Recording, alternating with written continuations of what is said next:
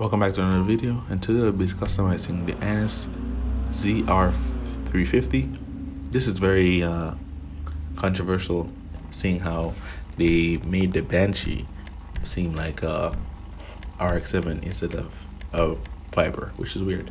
So hopping into the vehicle, you can definitely see that you have to look what you're purchasing on this vehicle. I have 12 million now, but that goes down significantly at the end of this customization. Before, I started with 20 million and now I already lost 8. So you definitely have to look what you're customizing. Going through the engine, I pressed A on that, 42,000, just for something I can't even see. So definitely warn you guys on that. You gotta look what you're customizing, and you gotta look at the price also. So the customizations on this vehicle is very in depth and in detail. There's definitely some research done on this vehicle before they released it. You can tell how you can make this build one way or a seemingly in the middle, but I don't want to do that. I think I'm going to actually own 2 of these, but not right now because I still have more vehicles to cover. So in the later future, especially when these vehicles go for sale or on the podium wheel, that's when you really seize the opportunity. You don't really buy 2 of the same vehicles now.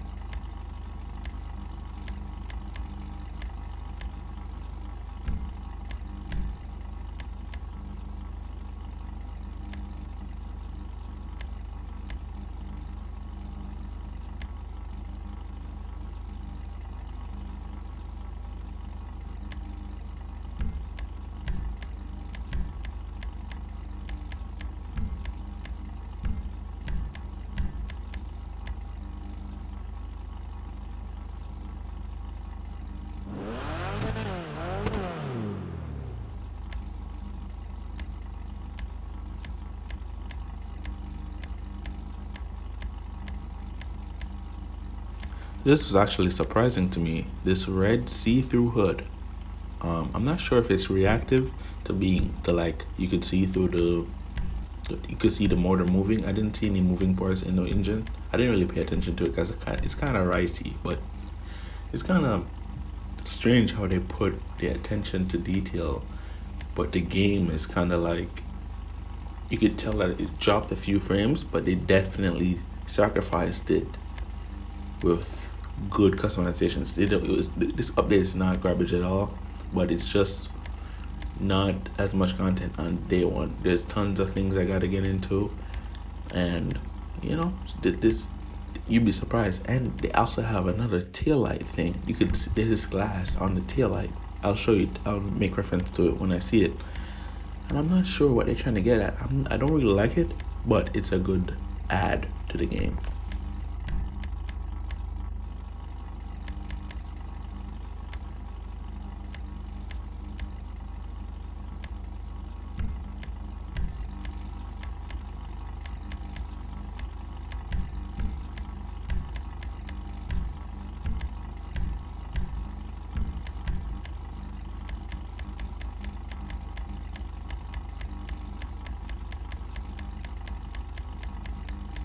Decided on going with a clean white Rx7 instead of like some wild type of build, because I wanted a clean one to see how simple it could look, because I know when I go to car meets, most people are gonna rise theirs out either way. So it is what it is, and I'm gonna get a second build whenever this goes on sale or on the podium wheel. So I'm not really too worried about the wild customization side of this.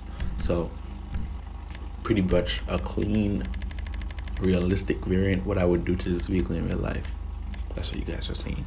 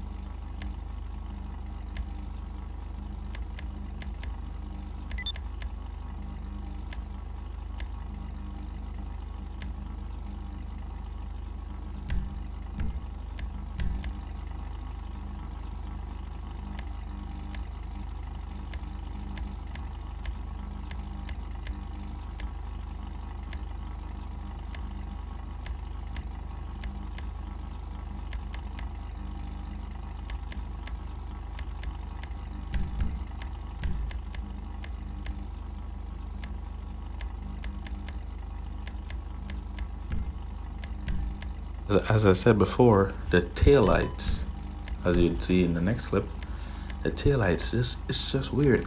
It's not really my style, but I see that they added something for everyone. If you like this kind of stuff, which it doesn't bother me, if you like this kind of stuff, it's definitely there for you.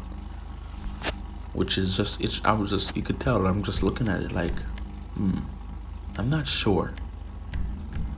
It's actually my first time seeing this type of thing. I know about smoke taillights, but definitely not red taillights or rainbow colored or blue or whatever. Definitely interesting. You could see that though these wheels would have been great on it, but for the culture or for the sake of the update, I just decided to go with a newer wheel just to get more and you can see how they on the newer vehicles, because of course they were released with them, so they should be somewhat looking compatible with them, compatible looking or whatever, however you may pull them off. So these rims are not cheap at all. $34,000 for a set of rims, right? So wheels or rims, whatever you say. There's tons of these wheels. I actually made a video covering these wheels. Some of these wheels we actually saw in the trailer, which is actually amazing, because I was most excited for that covered look that Porsche has on most of their cars. No, you could buy it for most of their cars, but I don't think it comes with them. So we just had to go to bronze wheels. Really set it off. So ended up waiting until daytime to film, but I've been driving around the vehicle and it's very unpredictable in some type of sense. But the vehicle performs well, but if you hit a bump and the rear wheels come up off the ground, as I'm going to demonstrate in this clip here, you absolutely spin out. I still haven't learned to control it because I'm not that experienced with the vehicle yet, but definitely experience with the vehicle will improve your ability to control this over time. So I just did a couple clutch kicks or double clutch. I made a video on that also, just to see if it works. It does work, which is great. I love that. Going through the hills, seeing how it handles that hill would have gave me a top speed. Seeing how it would have handled. It's a very firm vehicle. That's what I love about this vehicle. And the corner is decent also too. You have to make sure you brake also. And you can't have this vehicle without. I'm gonna skip ahead and I'm gonna fast forward to the new racetrack that's in Los Santos car meet. So I used to say that. And I'm gonna give it a score out of 10. So I'm gonna fast forward right now.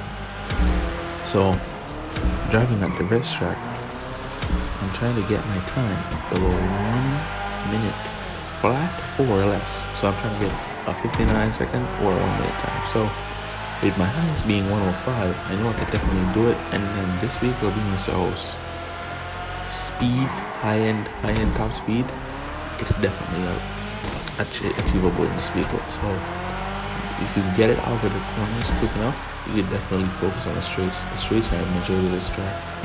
So I'm definitely pushing the vehicle here. It's not my first lap. I've definitely had a 1 lap or 2. So I had a 1 minute, as you can see in the bottom left, no, the bottom right. I had a 1 minute 03. So I'm pushing the vehicle to see, okay, I've definitely hit it in 1 minute flat, right? So I'm turning, and I'm pushing it, right? And I got a 1 minute mark. So I'm definitely not used to this track, and yeah. So we're gonna see. I'm gonna see if I can practice over time, and I'm gonna level up because some of the wheels in this update needs to be unlocked also. Basically, I give this car an 8 out of 10. This car is amazing, especially the Rx7. It already has, bias reviews about it. It's a Rx7, and we've been wanting this so long in GTA Line. You can't even fuss about it. So thank you so much for watching.